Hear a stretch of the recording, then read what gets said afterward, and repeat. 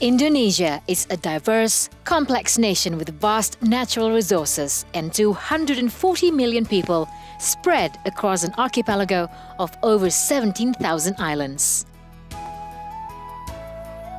What makes Indonesia especially unique is its young, dynamic and economically productive citizens. Nearly 60% of the population is still under the age of 30, and this demographic dividend is both a blessing and a risk. Young people with decent jobs produce economic vitality and growth. Decent salaries for them mean more consumption and industrial activity. By 2030, 90 million Indonesians will join the consumer class, more than any other emerging nation apart from China and India. We would see or should see some measure of stabilization and even rebound. And I think there's many factors for that.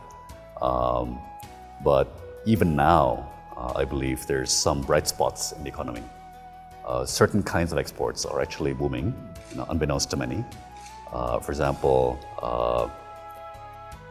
jewelry and handicrafts turns out to be like a $5 billion per year export for Indonesia. McKinsey says these young consumers will bring an extra $1 trillion in annual spending. This is how the world is looking at growth opportunities in a very high-level, superficial way these days, which is very, very common. But they carry with them the vigor of youth. Young consumers will demand more quality and diversity in the products they buy. They won't be satisfied with basic goods and services like previous generations would have been. They will want world-class products and they will want them fast. That means not just better goods and services, but better infrastructure. Better infrastructure means better economic growth and higher living standards for all Indonesians. Hard infrastructure like modern airports, seaports and highways, as well as soft infrastructure like better healthcare or, crucially, internet access.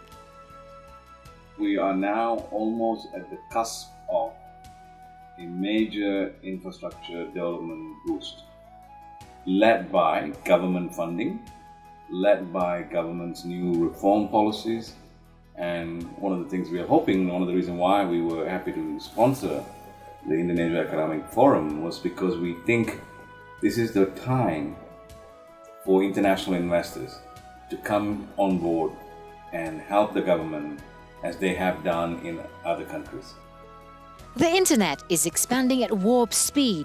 It took 12 years for it to get 1 billion users. 4 years later, there were 3 billion. Emerging countries like Indonesia can leapfrog to the future if they commit to it. They do not have to go through the painful process of trial and error like the developed countries pioneered internet use. Smartphones are opening more avenues and faster routes to success.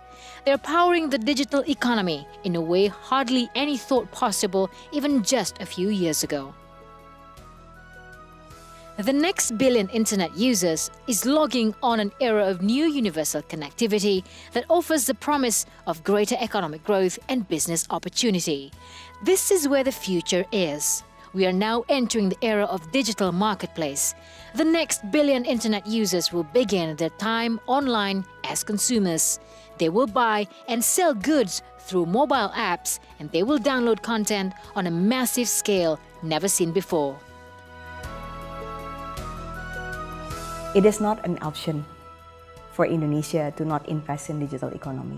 Right?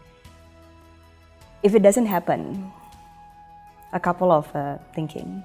One, Indonesia actually forego serving a new frontier entirely.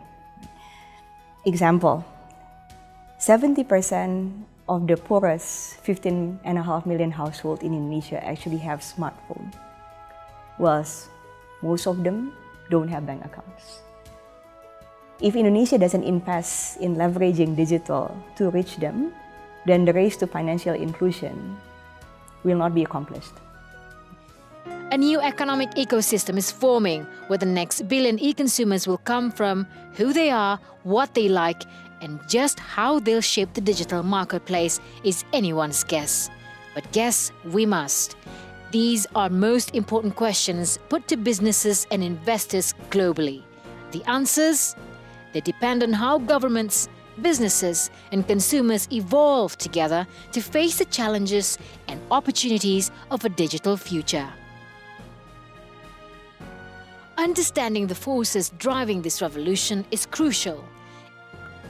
Indonesia is on the road to developing its own digital ecosystem, one that will require cooperation between government, the private sector, investors, and entrepreneurs.